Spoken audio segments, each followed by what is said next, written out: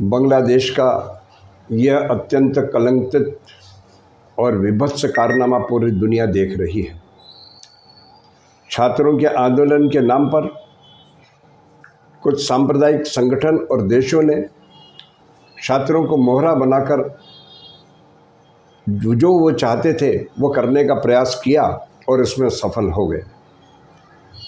शेख हसीना के विरुद्ध छात्रों ने आंदोलन किया था आरक्षण को लेकर, वो सुप्रीम कोर्ट के आदेश से निरस्त हो चुका था। इसके पश्चात तो किसी प्रकार के विवाद की कोई आवश्यकता ही नहीं थी, किंतु उसके पश्चात वहाँ पर जिस प्रकार का वर्तमान में नरसंहार हो रहा है, लूटपाट हो रही है, आगजनी हो रही है, मंदिरों को तोड़ा जा रहा है, और वह भी केवल हिंदुओं के, यह स्पष्ट करता है कि इसके पीछे भावना सांप्रदायिक विचारधारा की थी। जो हिंदुओं के विरुद्ध जो कुछ कट्टरपंथी विचारधारा के लोग थे, उन लोगों ने इन छात्रों को आगे किया, उन्हें भ्रमित किया, और छात्र उस सांप्रदायिक विचारधारा की आग में उलझ गए और इस प्रकार का नरसंहार कर रहे हैं। शेख हसीना के भारत से संबंध अच्छे थे, यह भी कुछ देशों को ठीक नहीं लग रहा था, और वे चाहते थे किसी प्रकार से शेख हसीना को पदस्थ करने के लिए कि उन्हें अपदस्थ किया जाए, और फिर उसके पश्चात जो भारत के और उनके एक संबंध हैं वो समाप्त हो जाएं। इस भावना से एक राजनीतिक षड्यंत्र रचा गया और उसके कारण ये सारा विवाद आज सामने आया है। यह कोई पहली बार नहीं है।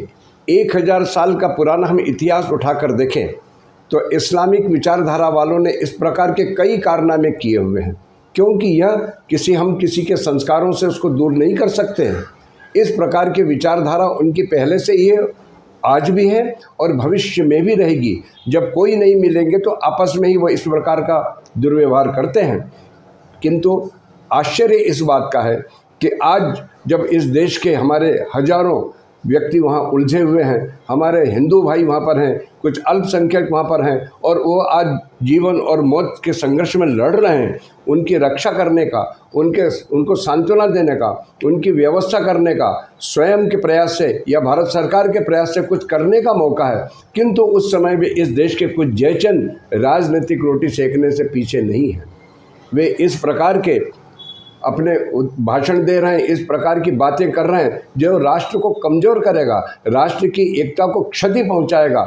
समाज को समझना चाहिए कि जो केवल कुर्सी और राजनीति, दलगत राजनीति में उलझे हैं, उनके लिए न कोई संस्कृति है और न उनके लिए कोई देश महत्व रखता है। वो केवल अपने स्वार्थ के लिए ही जीते हैं। यही कारण है कि आज वहाँ पर हिंदुओं के ऊपर 1,30,00,000 हिंदू आज बड़ी मुश्किल में फंसे हुए हैं, लेकिन और उन पर जुल्म हो रहे हैं, लेकिन वे चुप इसलिए हैं कि यदि वो उनके खिलाफ, क्योंकि इस्लामिक देश है, इस्लाम के काम कर मान्यता वाले उन पर ये सब अत्याचार कर रहे हैं, यदि वो उनके खिलाफ बोलेंगे तो उसका प्रभाव भारत पर होगा और उनका वोट बैंक है वो कमज़ोर हो जाएगा। इसलिए उन्हें देश के लोगों को समझना चाहिए कि ऐसे नकली मुकुटे लगाने वाले जो यहाँ के लोगों की बड़ी हितैषी बनकर चुनावी भाषण देते हैं, लेकिन आज चुप हैं। आज देश को आवश्यकता है संगठित होकर इस प्रकार के जो अत्याचार हैं, इस अत्याचार का मुकाबला करना चाहिए। ध्यान रखो, पड़ोसी की घर में आग लगने वाले को देखकर समझदार व्यक्ति अपने यहाँ पर पहले ही व्यवस्था कर लेता है। ऐसा है कि आज इस देश में अनेक लोग इस प्रकार की विचारधारा से हैं, वो सोच रहे हैं जिस प्रकार बिल्ली के भाग से छीका टूट जाए, वो इस प्रकार के सपने भी देख रहे हैं। लेकिन संगठित होकर केवल राष्ट्र को आगे रखना है, केवल संस्कृति को आगे रखना है।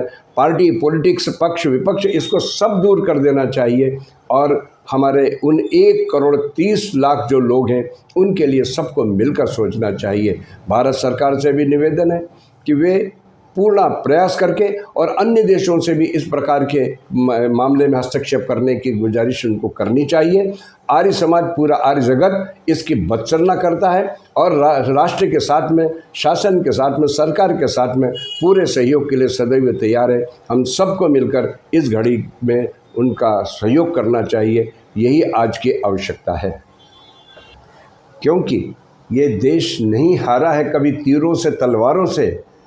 ये इसे हानि उठाना पड़ी है हमेशा घर के गद्दारों से।